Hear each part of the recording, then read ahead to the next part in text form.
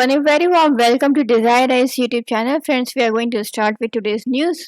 The Hindu में देखा जाए आज क्या इंपॉर्टेंट न्यूज़ रही है and it is related to the Beirut. Beirut में जो है एक्सप्लोजन हुआ था। लास्ट वीडियो में हम लोगों ने ये कवर किया था बट इतना नहीं कवर किया था। लास्ट वीडियो में हम लोगों ने क्या कवर करा था कि यूएन बैक कोर्ट है, उस वो अभी जजमेंट देने वाली है हेजमुल्ला के जो सस्पेक्ट हैं उससे रिलेटेड। इन्होंने 2005 में बॉम्बिंग करके वहाँ के प्राइम मिनिस्टर को जो है मार दिया था। सो इससे रिलेटेड यूएन जजमेंट देने वाली थी, तो हो सकता है कि ब्लास्ट का कारण ये भी हो सकता है। और बेरूट है कहाँ? बेरूट एक कह सकते हैं कैपिटल सिटी है, capital as well as it is a port है। ये मेडिटेरियन सी है यहाँ पे, इस जगह आप ये मेडिटेरियन सी है, यहीं पे बेरूट लोकेटेड है।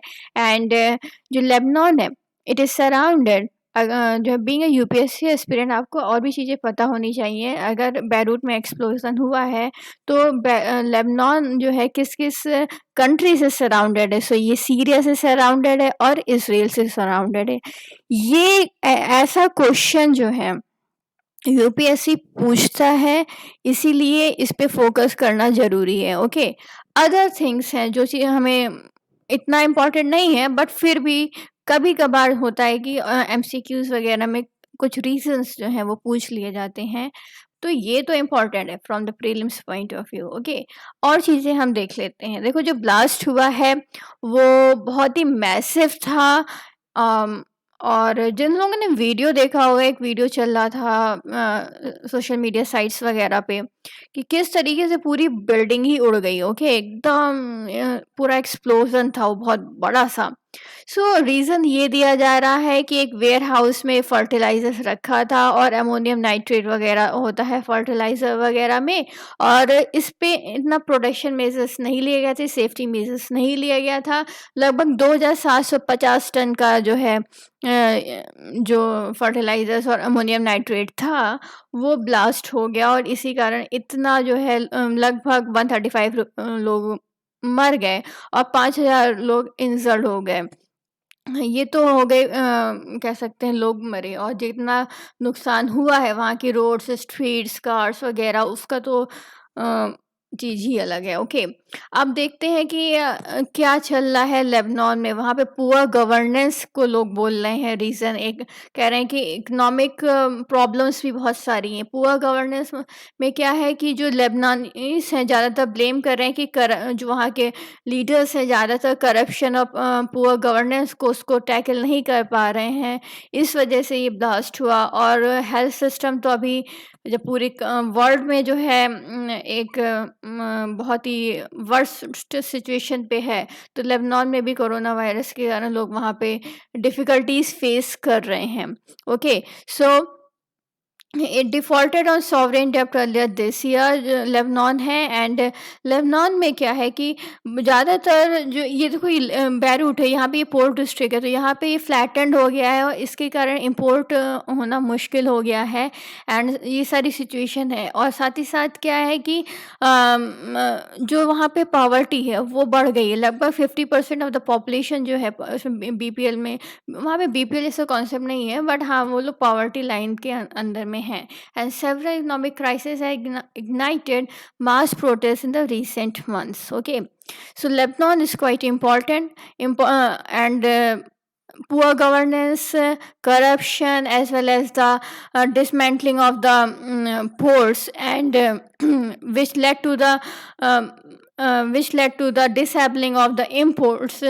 ये सारी चीज़ें प्रॉब्लम्स आई हैं which has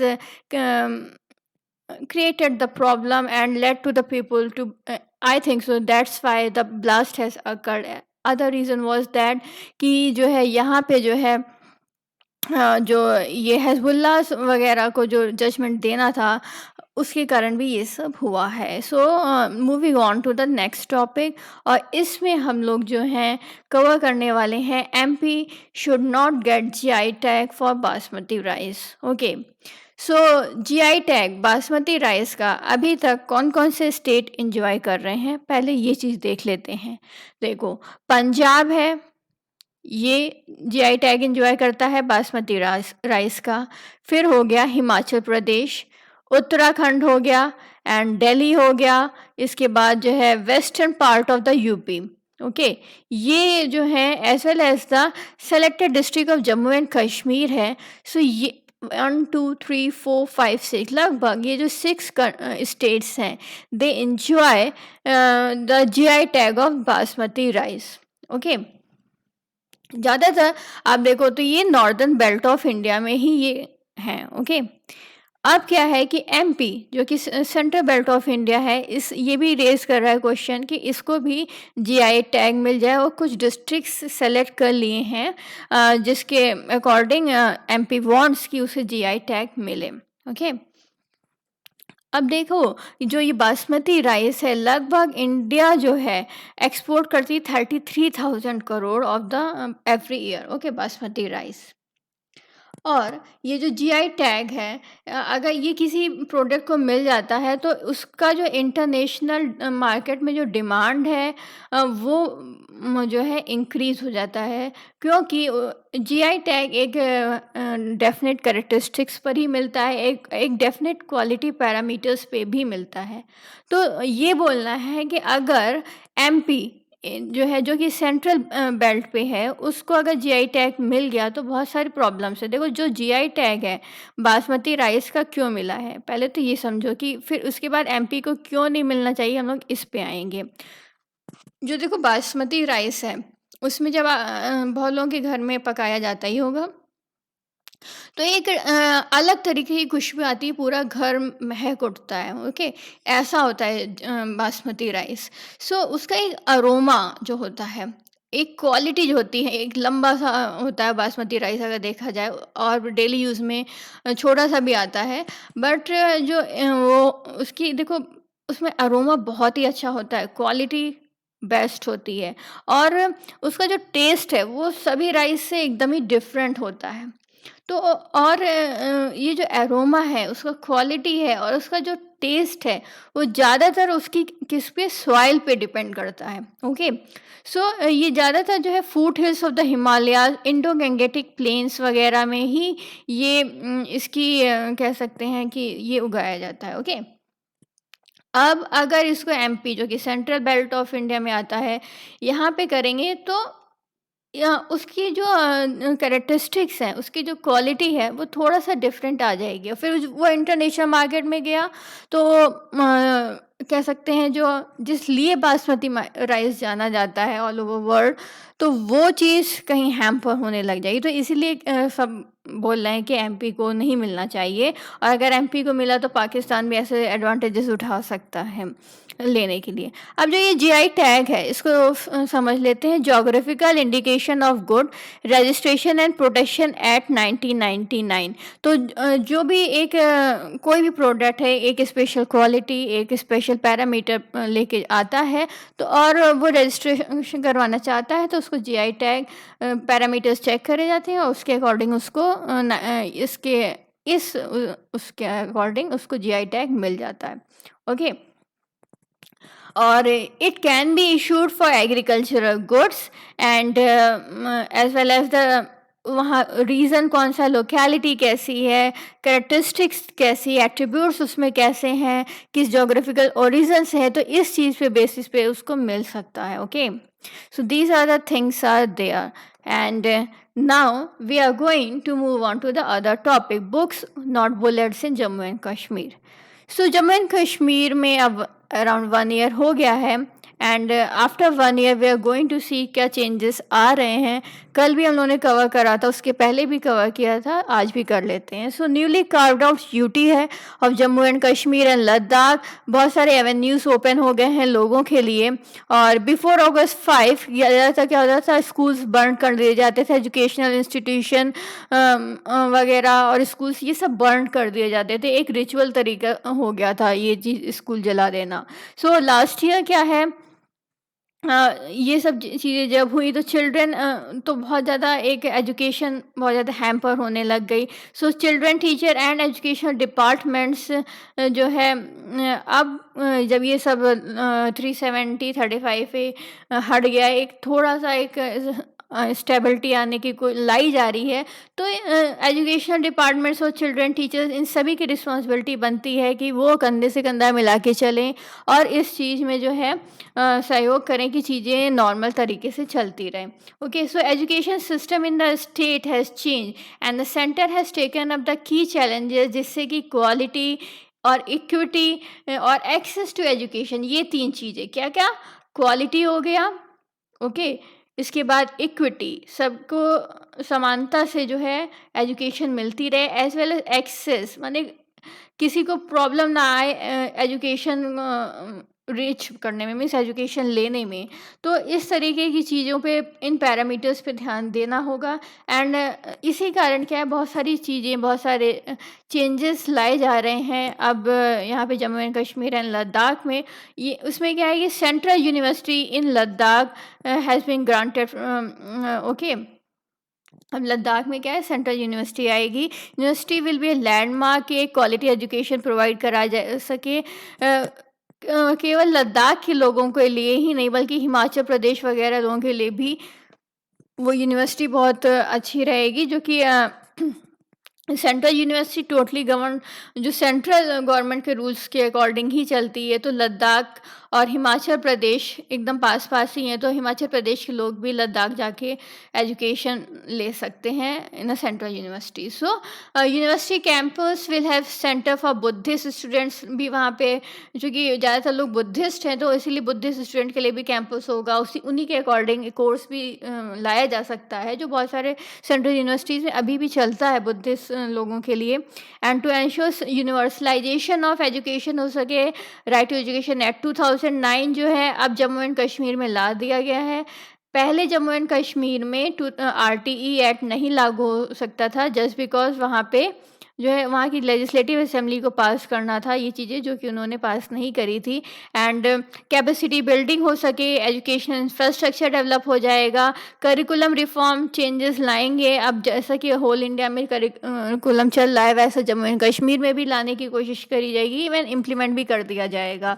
टीचर्स को ट्रेन करा जाएगा, एज वेल एज इंफ्रास्ट्रक्चर जो है उसको बढ़ाया जाएगा, तो इंटीग्रेशन ऑफ एजुकेशनल टेक्नोलॉजी ये सब किया जाएगा।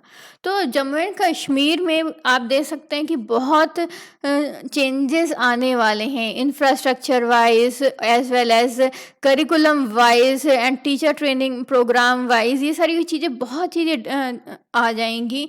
और एजुकेशन जिसके कहते हैं कि अगर इंसान कहीं पे लगा नहीं, कहीं काम नहीं कर रहा है, तो एक डेविल माइंड क्रिएट होता है। तो अगर जो है एजुकेशन लोगों को दिया जाएगा, चीज़ें नॉर्मलाइज तरीके से पढ़ाई जाएंगी, तो स्वे अवे टू द टेररिज्म वो चीज़ नहीं हो पाएगी। ओके, अब क्या है कि देखो, जो गुज्जर्स हैं, बकरवाला कम्युनिटी, ओके, ये क्या होता है कि जैसे शीप वगैरह चराते हैं, तो ये इधर से उधर जो है सीज़न वाइज है वो जो है माइग्रेट करते रहते हैं। तो अब क्या है कि एक टाइम ऐसा आता है, जैसे ये रेनी सीजन है जहाँ पे वो स्टे कर लेते हैं। ओके, तो उनके अकॉर्डिंग जो है एजुकेशन दिया जाएगा, सीजनल एजुकेशन टाइप है, एंड उनके माइग्रेंट लाइफ स्टाइल को देखते हुए वो एजुकेशन प्लान करा जाएगा। As well at 88 Kasturba Gandhi Balika Vidyalaya चलाए जाएंगे, जिसमें कि हॉस्टल फैसिलिटीज़ रहेगी गर्ल्स के लिए, और केवीज़ वगैरह ओपन होंगे, स्मार्ट आईडी इनेबल्ड क्लासरूम होंगे, जो कि कोविड-19 जैसी सिचुएशन को भी हैंडल कर सकें। तो इस तरीके से जम्मू एंड कश्मीर में जो है एजुकेशन सेक्टर में बहुत इन्वेस्टमेंट करने का प्लान है, और NEP जो एक मास्टर प्लान लेकर आ रहा है ओवरऑल चेंज करने के लिए education system in our country, अगर उसको अच्छे से करा गया तो लिटरेसी, न्यूमरेसी और वोकेशनल स्किल्स पे जो है इंक्रीज कर सकता है, क्वालिटी एजुकेशन लोगों को मिल सकती। So NEP can bring about a big transformation in our country. अब आते हैं हम इंडियन एक्सप्रेस टॉपिक पे, इस पे हम आइडियाज़ पेज पे आएंगे। New equality enduring changes, so 370 and 35 पे अगेन हम लोग जम्मू एंड कश्मीर के इशू पर आते हैं। ये टॉपिक इम्पॉर्टेंट है, मेंस पॉइंट ऑफ व्यू से भी ये टॉपिक इम्पॉर्टेंट ही है। ओके, बिकॉज आ सकता है कि ये 370 और 35A के बाद एजुकेशनल सेक्टर में क्या रिफॉर्म आए, whole Jammu and Kashmir and Ladakh में क्या रिफॉर्म आप देखने को मिलते हैं। इवन आप इंटरव्यू में भी ऐसे क्वेश्चंस फेस कर सकते हैं, स्पेशली जो जम्मू एंड कश्मीर के लोग हैं उनको इस पे तो कह सकते हैं कि हर एक फैक्टर पता होना चाहिए, इवन लोकल लेवल पे भी ये चीज़ें पता होनी चाहिए अगर आप जम्मू एंड कश्मीर के एस्पिरेंट हैं यूपीएससी। ओके, अब जो है आते हैं इस आर्टिकल पे कि जो है जो ये आर्टिकल है ये रिवोक हुआ, आर्टिकल 370 एंड 35 है, that were against the core value of our constitution and looking at the changes brought about in the past 12 month, क्या क्या चेंजेस हुए हैं अब इसको हम देखते हैं। And this development extend to wide range of issues, जैसे कि सोशल एंड पॉलिटिकल इक्वालिटी लाने की कोशिश करी गई है, एजुकेशन में लाया गया है, जॉब्स में आप देख सकते हैं ना, आपको ये टॉपिक तैयार करने हैं। ओके, कि सोशल एंड पॉलिटिकल उसमें क्या चेंजेस आए हैं, इसके बाद एजुकेशन सेक्टर में क्या चेंजेस आए हैं, जॉब्स रिलेटेड चेंजेस क्या आए हैं जम्मू एंड कश्मीर में, रिजर्वेशन रिलेटेड क्या है, एज वेल एज अदर जो अंडर प्रिविलेज के लिए करा गया, तो ये सारी चीज़ें क्या आए हैं चेंजेस, इस पे आपको फोकस करना पड़ेगा। ओके, अब आते हैं, it is indeed credible that government has ensured that all this has been achieve with a span of 12 months में लाने की कोशिश करी गई है। बहुत सारे सेंट्रल लॉज जो पहले इम्प्लीमेंटेड नहीं थे उनको इम्प्लीमेंट करा गया जम्मू एंड कश्मीर में, जैसे कि ओके अब ये भी आपको पता होना चाहिए क्या क्या चीज़ें हुई हैं इम्प्लीमेंटेड ये 370 और 35 ए रिवोक होने पर। क्या हुआ है, शेड्यूल कास्ट और शेड्यूल ट्राइब एक्ट 1954 ये इम्प्लीमेंट करा गया है, ये सारी चीज़ें इम्प्लीमेंट करी गई हैं अब जाकर। ओके, अपने कंट्री में कितने सालों से इम्प्लीमेंट था, जम्मू एंड कश्मीर एक इंटीग्रेटेड पार्ट था इसलिए वहाँ पे इम्प्लीमेंट नहीं हो पाया था, बिकॉज वहाँ की थोड़ा सा जो है एक डिफरेंट कॉन्स्टिट्यूशन होने की वजह से चीज़ें अलग चल रही थी, तो अब वहाँ पे ये चीज़ें आई हैं। Okay, whistle blower protection act अब आया है, नेशनल कमीशन फॉर सफाई कर्मचारी इसके लिए बहुत ज़्यादा वहाँ पे प्रॉब्लम था, उनको जो है वहाँ पे मीन्स ऐसे रखा जाता था कि इतनी कोई फैसिलिटी कोई प्रिविलेजेस कुछ भी नहीं था उनके लिए। And schedule tribes and other traditional forest dwellers के लिए हो गया, फिर national commission for minority act, right of children to free and compulsory education act 2009, तो ये सारी चीज़ें जो हैं उनको मिली। ओके, अब देखो जो कश्मीरी पंडित जो इशू हम लोग ने बहुत टाइम से सुनते आ रहे हैं, कश्मीरी पंडित को वहाँ से हटना पड़ा था, तो ये सारी चीज़ें थी। ओके, सो अभी क्या हुआ है कि जो है अब फिर से वो आए हैं जम्मू एंड कश्मीर, बहुत लोग आए हैं, और ये क्या होता है जो कश्मीरी पंडित को हटाना, इसको बोलता है एथनिक क्लींजिंग करना। ओके, लगभग जो है 4 लाख कश्मीरीज जो कि हिंदू माइनॉरिटीज़ को थे, ओके, उनको हटा दिया गया था। सी अपना कंट्री कैसा है, सेकुलर कंट्री है, बट उन लोगों का माइनॉरिटी होने के बाद भी जो है प्रोटेक्शन नहीं मिला, बल्कि अपने यहाँ ऐसा नहीं है, सेकुलर कंट्री है अपना, पर अपने यहाँ का कंट्री कुछ ऐसा है सेकुलर, जैसे कि पॉलिटिक्स जो है वो डिवाइड नहीं होएगी। ओके, मीन्स पॉलिटिक्स और ये जो रिलीजन वाली चीज़ें हैं ये अलग अलग नहीं चलेगी। पॉलिटिक्स में ऐसा नहीं है कि वो इंटरफेयर ना करे रिलीजियस मैटर में, अगर नीड अराइज होगी प्रोटेक्शन के लिए तो पॉलिटिक्स जो है इंटरफेयर कर सकती है। यूएस में ऐसा है टाइप का सेकुलरिज्म है जहाँ पर जो है पॉलिटिक्स और रिलीजन वाला एकदम बाइफर्केटेड है। ओके, इंडिया में ऐसा नहीं है। whenever the need arises for the protection of any of the religious community, politics will enter. Okay, system government will enter.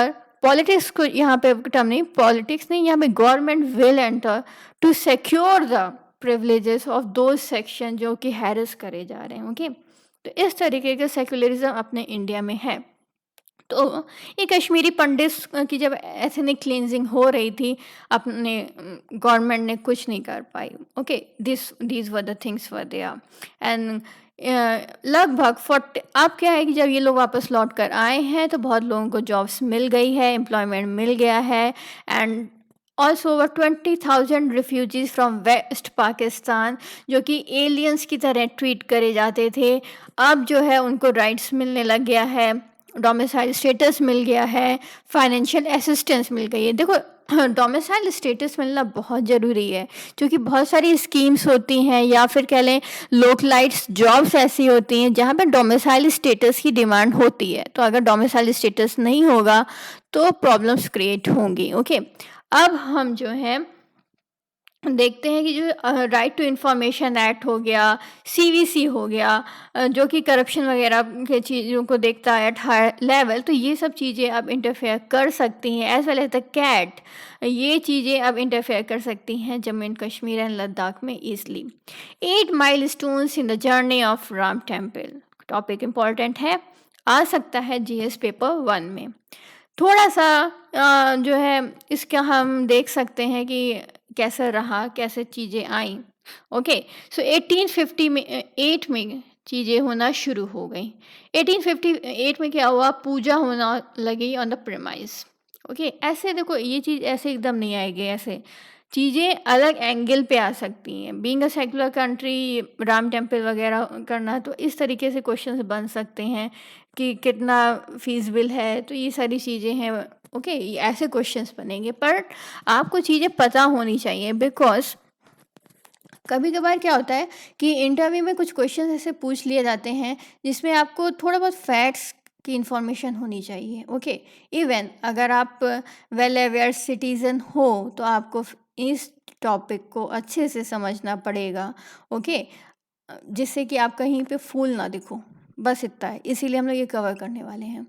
सो एक FIR was filed on November 13 by Mohammad Salim against जो निहंग सिख थे who had conducted rituals inside the Babri Masjid. एक Sikh person Nihang, okay, ये याद रखना कि इन्होंने क्या करा कि बाबरी मस्जिद के अंदर कुछ रिचुअल्स वगैरह करने लगे, पूजा वगैरह, हवन वगैरह कराया and puja of Guru Gobind Singh and erected a symbol of Shri Bhagwan within the premise of the मस्जिद।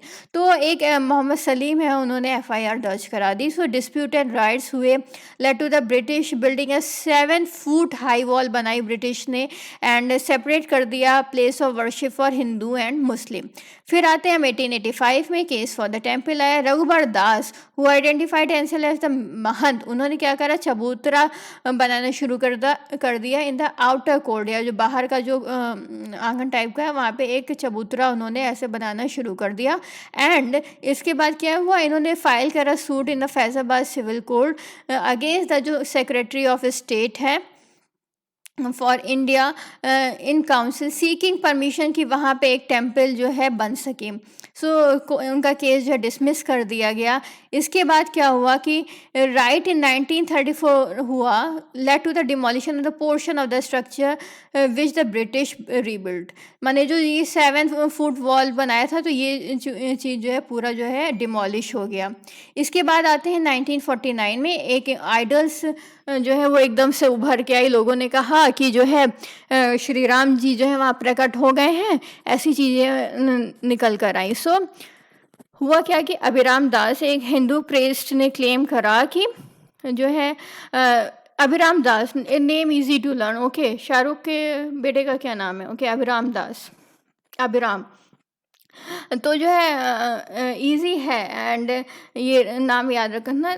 कोई कोई चीज़ इंपॉर्टेंट है ना, इसलिए मैंने बोला ये नाम याद रखना कि इन्होंने क्या करा कि इन्होंने कहा कि उनके सपने में जो है राम जी आए हैं और उनके कारण जो है क्या हुआ कि under the main dome of the masjid, जहाँ पे मस्जिद का मेन डोम है, वहाँ पे जो है भगवान ने उनको दर्शन दिए हैं। And in the night of the 22 December idols वहाँ पे मिले, मूर्तियाँ वहाँ पे मिली। ओके, जब सपने के बाद उन वहाँ पे देखा गया, तो उसके बाद फैज़ाबाद के डीएम थे के नायर, उन्होंने चीफ मिनिस्टर उस समय गोविंद वल्लभ पंत थे। ओके, ये याद रखना, उस समय चीफ मिनिस्टर कौन थे? गोविंद वल्लभ पंत थे।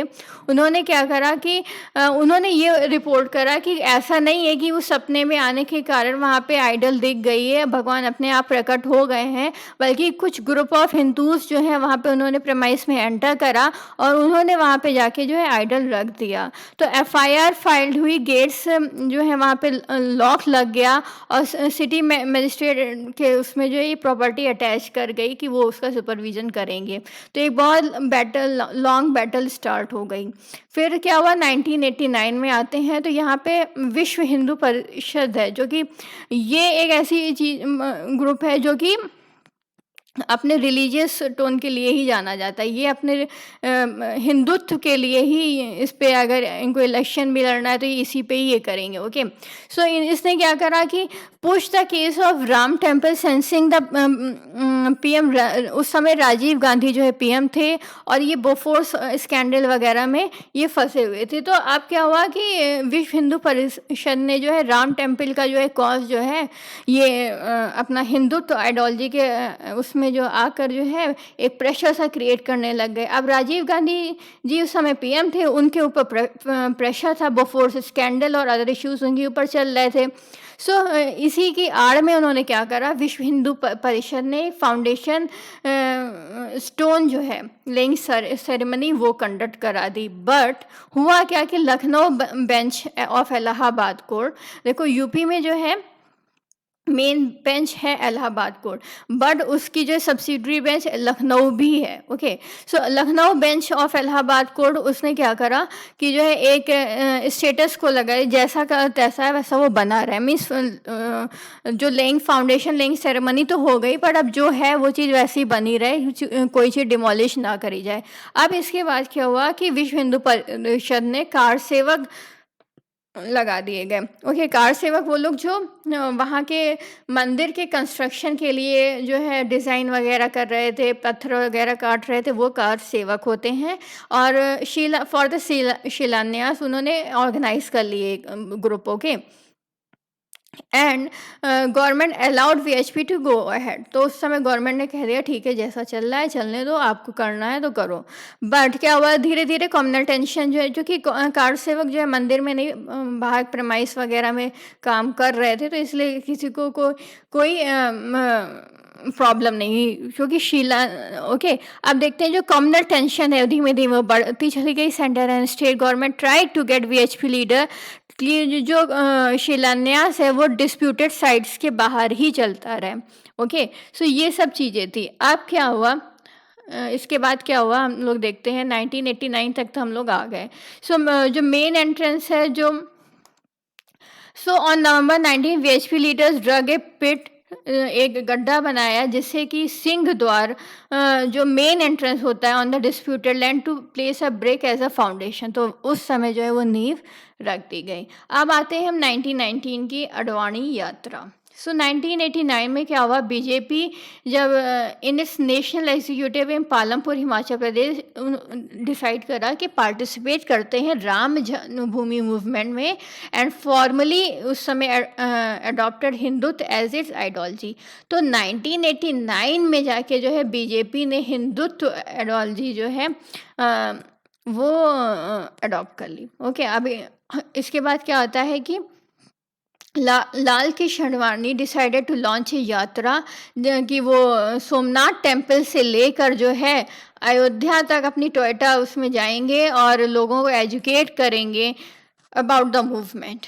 ओके, तो जो है via central India mobilise Hindu sentiment. इससे क्या हुआ, बहुत मास मीडिया कवरेज हुआ, बहुत लोगों के उससे कह सकते हैं कि लोगों ने कनेक्ट करना शुरू कर दिया, एक स्टीयरिंग मूवमेंट बन गया। ओके, सो 1992 में क्या हुआ, फिर डिमोलिशन हो गया। Kar sevak climb the domes of the Babri Masjid and pulled them down. तो कार सेवक चढ़ गए बाबरी मस्जिद के ऊपर और वहाँ पे उन्होंने उसको एकदम गिराना शुरू कर दिया। ओके, अब इससे क्या हुआ कि देखो जो अयोध्या है, अयोध्या में क्या है कि वहाँ पे मुस्लिम्स लोग की भी पॉपुलेशन है, आसपास ही है। ओके, तो जो मंदिर है स्पेशली उसके आसपास, तो क्या हुआ कि एक कम्युनल वायलेंस जो है वो एकदम से आ गया, and followed by president rule and dismissal of the BJP government.